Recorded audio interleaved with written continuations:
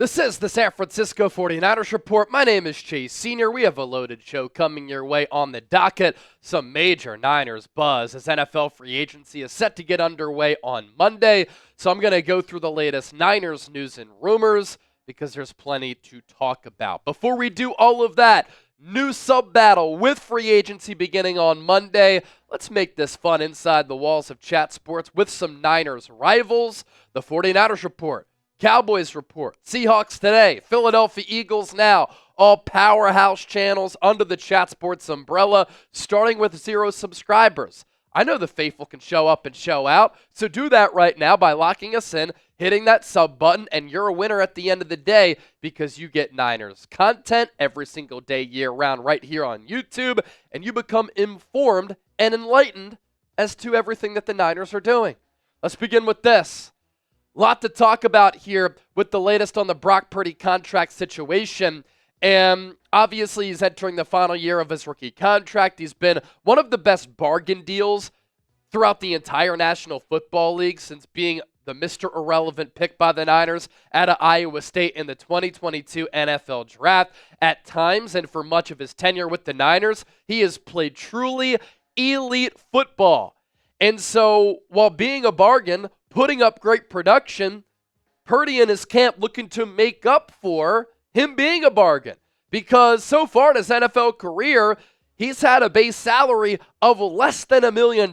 Really is crazy how the Niners have been able to extract some great value by finding a diamond in the rough at the quarterback position, with developing Purdy, with the way that he's played. But remember what John Lynch said at the NFL Combine a week ago today, that they are currently negotiating a contract with Brock Purdy, but getting a deal done is not a guarantee. Yeah, we have started negotiations. We're talking. I won't go into negotiations like always is our stance. Want Brock to be our quarterback as long as we're here and beyond, and we'll leave it at that. I think the final thing, there's no guarantees that we get something done, but my experience has been when both sides are motivated, there's ample opportunity to do so, and we've been able to do that. And so, of course, a couple of takeaways there. Currently negotiating a contract. They want Purdy to be this team's starting quarterback, but the key wording, getting a deal done, not a guarantee. I wanted to play that clip because it transitions us into what Adam Schefter had to report on Tuesday about the Brock Purdy contract situation, because it goes along the lines of what the general manager of the football team had to say. Here's what Schefter had to relay. So if you don't get a deal done with Brock Purdy and you're the Niners, and again, this would not be what Brock Purdy would want, I would imagine. It's not what his agent would want. He would play for $5 million this year, $41 million next year, $51 million the year after under the franchise tag. You're talking about $97+ million over the next 3 years, which for most people would be incredible money, but not for a quarterback who's waiting to get paid. So the Niners have a bit of a cap issue and a cash issue. So they can't put Brock Purdy necessarily where he might want to be. They can go to a certain level they'd want to pay him, but it's not going to be, I would imagine, quite as high as most people think. And then you'll have a chance to hit free agency in 4 years. You'll be a true free agent. And at that point, who knows what quarterbacks are going to be paid? Maybe it's $100 million per year. Schefter also saying, yeah, like John Lynch said, it's not a guarantee that both sides are going to be able to strike a deal. And there's also an additional report that the Niners starting offer to Purdy $45 million per year. Remember what John Lynch also said last week. In addition to them wanting to get younger, they've been one of the highest cash spending teams in free agency. So they want to manage the cap a little bit more. And so why would they go head over heels and just offer Purdy $60 million when they have kind of been fleeced and bullied in recent contract negotiations with the likes of Deebo Samuel, who was a disappointment after signing that deal, with the likes of Nick Bosa, who hasn't played like a $34 million per year player, with the likes of Brandon Ayuk, who played 7 games, looked awful after he didn't partake in any training camp practices, any preseason games. And once the season got underway, he was bad. Then he shredded his knee. This Niners front office has been flexed on by players and agents. They don't want that to happen again. And so if their offer to start is $45 million per year, I see where the Niners are coming from.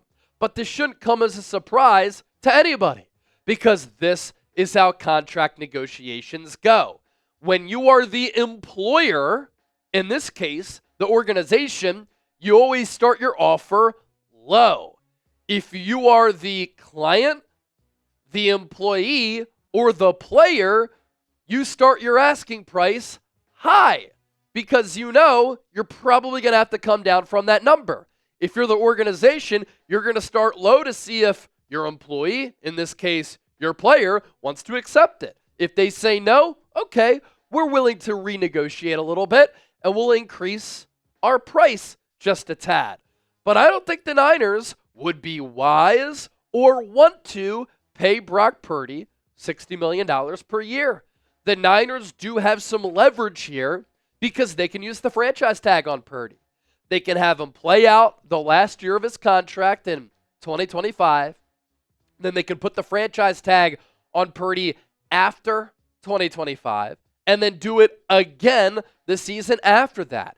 And so the Niners can say, look, we're going to give you a deal, let's say 3 to 5 years at $45 million per. We want to backload it a little bit because we have a little bit of a cap crunch right now. You take it or you leave it. If you leave it, we have the ability to put the franchise tag on you over the next couple of seasons while having you play out the remainder of your contract in 2025. Now, from Purdy's perspective, this is his resume, and he can take this to the negotiating table, and he can say, if you don't have a quarterback, and if you are in quarterback purgatory, where are you? In no man's land. He can also say, taking me after the mistake of the Trey Lance trade and draft, where would you be without me? Purdy can also say, you know what? I don't want to do this. I don't want to have bad blood, but I can hold out. And Purdy can say, look, this is my resume. In 2023, I was top 5 in MVP voting. I led the NFL in 8 passing categories. I have 4 playoff wins. That's more than Kirk Cousins. That's more than Dak Prescott. Some of the most playoff wins among all active quarterbacks right now. He's made it to 2 NFC Championship games as the starter and a Super Bowl appearance. Again, remember, if you're an employee at a company and you're looking to enter your contract negotiation, you're always going to have a higher number in mind, and your employer might have a lower number. And you could say, you know what, I'll walk. And they could say, you know what, we'll up our price tag a little bit. And realistically, that then becomes the price tag that you were looking for going into those negotiations. That's how negotiations work, ladies and gentlemen. So the big question of today's show, will the Niners get a deal done with Brock Purdy? Type Y for yes, type N for no. Let me know down below in the comment section right now. Our sponsor for today's 49ers Report, our friends at Prize Picks, the best place to get real money sports action. With over 10 million members and billions of dollars in awarded winnings, Prize Picks has made daily fantasy sports accessible to all. You just pick more or less on at least 2 players for a shot to win up to 1,000 times your cash. Run your game all season long on Prize Picks. And they just have some great deals that we want to tell you about, right? Like right now, when you play $5, you can get $50 instantly. You don't even need to win to receive that $50 bonus. It's guaranteed. Prize Picks also offers weekly promotions that can lead to big payouts like Taco Tuesday and more. For instance, you think Steph Curry will get and hit more than 5 3-pointers next week? Giannis for more than 35 points? You can cook up hot takes with your friends and win real money this basketball season when you and your crew run your game on Prize Picks. We have some season-long football selections here. Lions have a new offensive coordinator. Let's go less than 4,224.5 passing yards for Jared Goff. Travis Kelce might be cooked. Less than 774.5 receiving yards. Jaden Daniels, less than 824.5 rushing yards. Pick more, pick less, pick Prize Picks. Run your game with Prize Picks and get $50 when you play 5. You don't even need to win to receive that $50 bonus it's guaranteed. Obviously, more to get to here on the show, and we move forward with this. Adam Schefter reporting that the Niners will most likely lose both linebacker Dre Greenlaw and safety Talanoa Hufanga in NFL free agency. Here's what Schefter had to say on his podcast. The Niners are going to lose talent in free agency. Talanoa Hufanga is going to be gone, so he's quite definitive there. And he said, I think Dre Greenlaw is going to be gone. Brock Purdy's contract is going to take a while to get done because it's not a simple solution.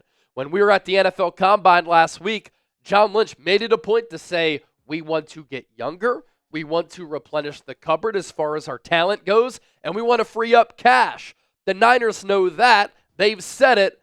They also know that they need to get healthier. And Talanoa Hufanga and Dre Greenlaw could get paid in free agency, but by those teams that they get bags from, those teams and organizations inherit a big injury risk.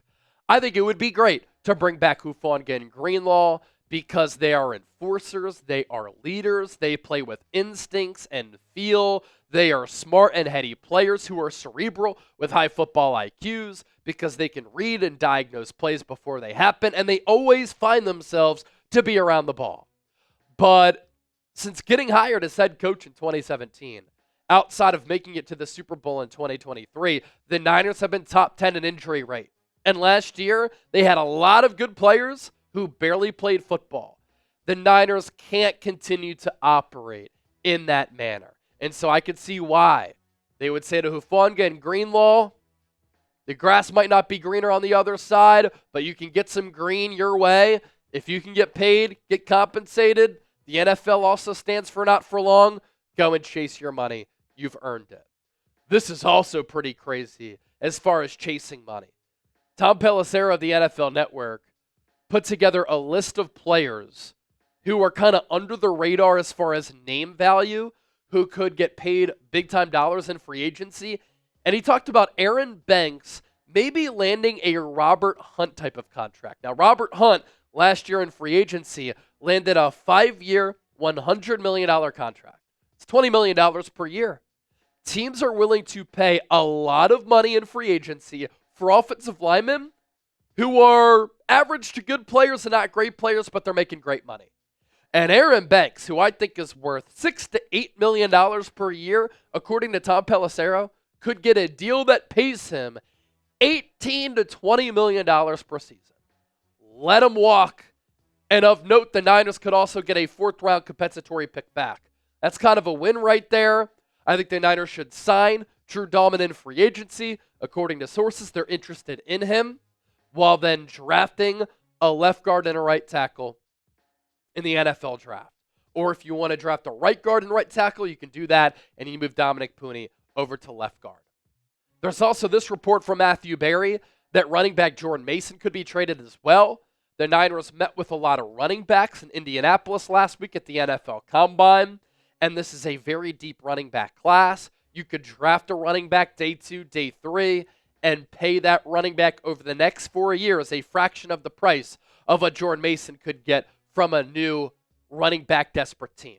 Matthew Berry with this report. Keep in mind, he also reported that Deebo Samuel was going to get traded over the next couple of days, and within 48 hours of that, Deebo Samuel got dealt to the Commanders. He said, don't be surprised if Jordan Mason, who proved that he could be a legitimate starting running back in the NFL last year, gets dealt. Additionally, this is me just talking, but I feel like it's not an NFL draft until Kyle Shanahan has taken a late-round running back, or has taken a running back in the 3rd round, because he's done that and he's whiffed of late on players like Trey Sermon and Ty Davis-Price. The Niners could flex their muscles a little bit with Jordan Mason. He's a restricted free agent, so another team has to match, or the Niners can match, what another team offers him. The Niners can also place a 2nd-round tender on Jordan Mason. And if they do that, and a team wants him, they could get a 2nd-round pick back from that team who also pays Jordan Mason. So they could save coin, draft a running back, and get a 2nd-round pick back. In fact, that's pretty smart team-building strategy right there. And I would do it if I'm San Francisco. Be sure to give me a follow on X and Instagram, by the way, at Chase_Senior. So much Niners content goes up on my social media platforms, so I'll catch you over there.